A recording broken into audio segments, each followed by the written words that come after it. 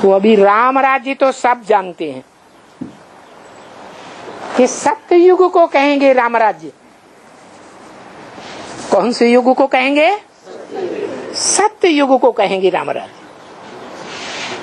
अभी सबके अंदर जो वाइब्रेशन चलते हैं, जो संकल्प चलते हैं, जो वाचा चलती है, जो कर्मेंद्रियां कर्म करती हैं, सत्य ही करते हैं। कर्मेंद्रियों से सत्य कर्म करते हैं, सत्य वाचा ही बोलते हैं, हैं? इंद्रियों से व्यभिचारी तो नहीं बनते, दृष्टि व्यभिचारी तो नहीं होती है। ब्राह्मणों की सभा में अभी क्या हाल है? दृष्टि से बाप तो कहते हैं कि 10, 20, 50 भूलें बच्चे रोज ही करते होंगे, तो बाप झूठ बोलता है? रोज ही दृष्टि विकारी बनती है, व्यभिचारी बनती है, तो रामराज्य कहेंगे अभी ब्राह्मणों की दुनिया में? नहीं कहेंगे। कोई भी दुनिया में कलयुग को तो रामराज्य कभी नहीं कहेंगे, एकदम नहीं कहेंगे। कलयुग को तो जरूर कहेंगे कि भाई रावण राज्य है। इस कलयुग में किसका राज्य है? रावण राज्य। दुनिया में जितनी भी प्रजा है, कोई भी धर्म वालों की प्रजा हो, या तो कामी इस्लामियों की प्रजा है फॉलोअर, या तो क्रोधी क्रिश्चियंस की प्रजा है, जो जब अंदर से क्रोध में आते हैं तो दुनिया को भस्म करने के लिए क्या बना डालते हैं? एटम बम बना डालते हैं। इतने खतरनाक हैं। इस कलयुग में एकदम इतने खतरनाक है। क्या कहा? ये बम किस लिए बनाते हैं? है दुनिया का विनाश करने के लिए। और तुम ब्राह्मणों की दुनिया में बड़े से बड़ा बम, कौन सा बम है? परमात्मा प्रत्यक्षता बम है। कौन सा बम? परमात्मा प्रत्यक्षता बम। बड़े से बड़ा बम फूटेगा तो दुनिया की जो अज्ञानी आत्माएं हैं, शुरुआत से ही जिन्होंने ईश्वरीय ज्ञान लिया ही नहीं, उनकी तो बात छोड़ो। जो ब्राह्मणों की दुनिया की बेसिक आत्माएं हैं, या एडवांस की भी बीज रूप आत्माएं हैं, अलग अलग धर्मों के बीज हैं, उन सब में एक जैसा ज्ञान है? अलग अलग धर्मों का ज्ञान है। कंप्लीट ईश्वरीय ज्ञान है या नीम हकी में खतरे जान है? अधूरे ज्ञानी हैं। आज बाप को पहचानते हैं और कल मनुष्य जो सामाजिक प्राणी है, समाज के बिना जीवन ही नहीं उसका हो सकता, ऐसे सामाजिक प्राणी मनुष्य जिनका मन चंचल हुआ पड़ा है, वो समाज के प्रभाव में आकर के बाप को भूल जाएंगे। समाज ऐसा प्रचंड रूप धारण करेगा। ये गवर्नमेंट जिस्मानी गवर्नमेंट प्रचंड रूप धारण करेगी और मीडिया भी प्रचंड रूप धारण करेगी। और उनको हिलाएगा कौन? प्रचंड रूप धारण करने के लिए इनको कौन फोर्स देगा? है शिव बाप, माया रावण। तो कलयुग को जरूर कहेंगे भाई रावण राज्य है। इस रावण राज्य में सब पतित है, सब माने है, कोई कम पतित, कोई ज्यादा पतित। जो समझते हैं कि कर्मेंद्रियों से पतित होना वो ही आत्मा का पतित होना है, वो तो मुगालते में है ही। लेकिन ईश्वरीय ज्ञान के अनुसार आत्मा पतित होती है और पावन बनती है, या शरीर पतित पावन बनता है?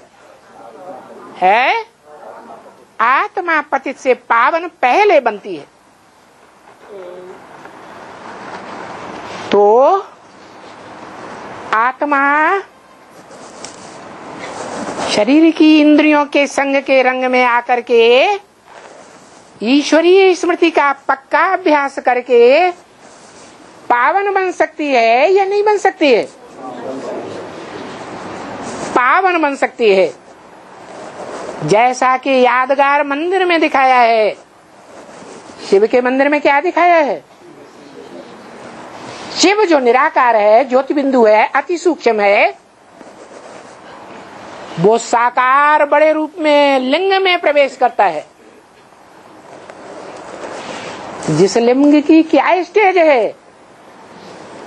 उस लिंग की मन बुद्धि रूपी ऐसी स्टेज है जिस स्टेज में नाक, आंख, कान, हाथ, पांव याद हैं? नहीं याद हैं।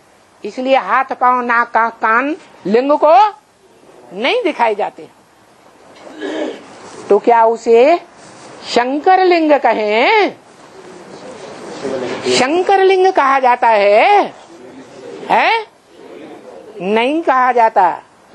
जब तक उस लिंग रूप साकार से, उसके नेत्रों से अन्य धर्म पिताओं की तरह निराकारी स्टेज न स्पष्ट दिखाई देने लगे, जैसे क्राइस्ट, जैसे बुद्ध, जैसे गुरु नानक के चेहरे को, आंखों को ध्यान से देखो, क्या दिखाई देता है? आत्मा निराकार या साकार देह है? निराकारी स्टेज दिखाई देती है। और वो तो है बापों का बाप। कौन? शिव बाप। वो शिव बाप जब शंकर में प्रत्यक्ष रूप से प्रत्यक्ष होता है, जन्म लेता है बच्चे की तरह। जैसे बच्चा पहले माँ के गर्भ में होता है तो प्रत्यक्ष होता है या गुप्त होता है? गुप्त होता है। तो अभी वो सुप्रीम सोल बाप शिव गुप्त पार्ट बजा रहा है या बच्चे की तरह प्रत्यक्षता रूपी जन्म लेकर के प्रत्यक्ष पार्ट बजा रहा है, गुप्त पार्ट बजा रहा है। तो जब वो प्रत्यक्ष होगा महाशिवरात्रि में, जैसी घोर अज्ञान अंधकार की रात्रि इस दुनिया में न कभी हुई है और न आगे कभी होगी, जिस अज्ञान रात्रि में इस दुनिया के 500-700 करोड़ मनुष्य आत्माएं अज्ञान अंधेरे में आ जाएंगी, सुप्रीम सोल बाप के, जो बाप भी है, क्या बीज डालने वाला बाप भी है, सुप्रीम टीचर के रूप में भी पार्ट बजाता है। लेकिन गुप्त पार्ट बजाता है अभी। और जो सतगुरु भी है, एक ही आत्मा के द्वारा पार्ट बजाता है तीनों, या अलग अलग व्यक्तित्व हैं? एक ही व्यक्तित्व है। उसको भूल जाएंगे। क्या दुनिया तो भूली हुई है ही। बेसिक ब्राह्मण वाले भी जो कहते हैं हमें भगवान बाप मिल गया, वो भी भगवान के प्रैक्टिकल रूप को नहीं जानते हैं। और जो कहते हैं हमें भगवान बाप साकार में, शरीर में, प्रैक्टिकल रूप में मिल गया, वो भी भूल जाएंगे। माया समाज के फोर्स से,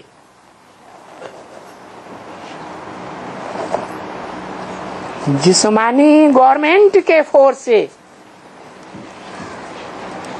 और प्रकृति रूपणी धरणी माता के फोर्स से, जो अंत में तामसी रूप धारण करके महाकाली बन जाती है, सब पतितों का गला काट देती है,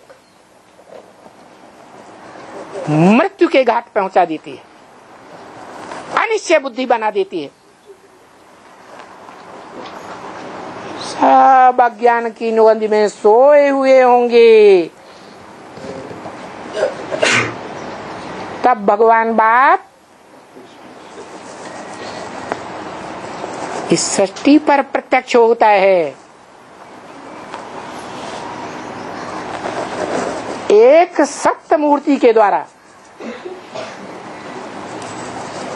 है मूर्ति, मूर्तिमान, साकार, अमूर्त नहीं है, लेकिन अव्यक्त मूर्ति है।